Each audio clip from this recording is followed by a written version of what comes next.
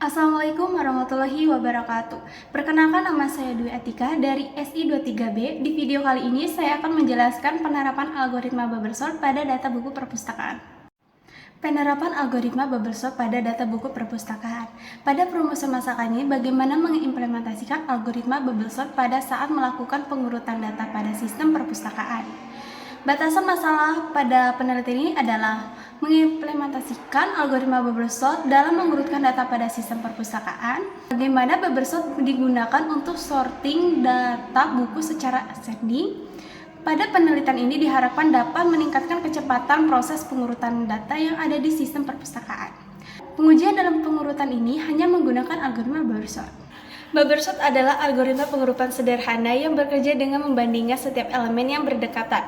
Bubble sort merupakan suatu metode pengurutan data yang secara terus-menerus melakukan pertukaran data dari data pertama ke data berikutnya, hingga dipastikan tidak terjadi perubahan atau pertukaran lebih lanjut dalam iterasi tertentu. Algoritma ini menggunakan perbandingan dalam operasi antara elemen dan dapat diurutkan secara ascending atau descending, tergantung pada penggunaannya. Metode ini banyak digunakan untuk memilah data seperti pengorganisasian buku dalam sistem perpustakaan untuk mengurutkan buku berdasarkan kriteria tertentu, seperti judul buku, penulis, tahun terbit, atau nomor ISBN buku.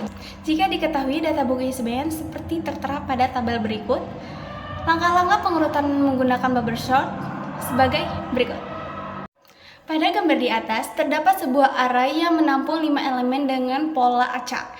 Data tersebut diambil dari nomor paling depan dari ISBN yang akan diurut menggunakan algoritma bubble sort. Oleh karena itu, jika elemen dalam indeks saat ini lebih besar dari elemen berikutnya, maka akan melakukan pertukaran atau sorting. Pada data di atas, angka 3 ternyata lebih besar dari 1, sehingga dalam proses bubble sort ini terjadilah pertukaran. Maka susunan pada data menjadi 1, 3, 4, 2, dan 8, di mana bilangan yang lebih besar dipindahkan ke sebelah kanan dan bilangan kecil ke sebelah kiri. Selanjutnya yaitu angka 3 dan 4, karena angka 3 lebih kecil dari 4 dan 4 lebih besar dari 3, maka interaksi tersebut tidak terjadi pertukaran. Berikutnya yaitu membandingkan angka 4 dan 3, karena angka 4 lebih besar dari 2, maka terjadilah pertukaran, sehingga susunannya menjadi 1, 3, 2, 4, dan 8. Looping terakhir yaitu membandingkan angka 4 dan 8.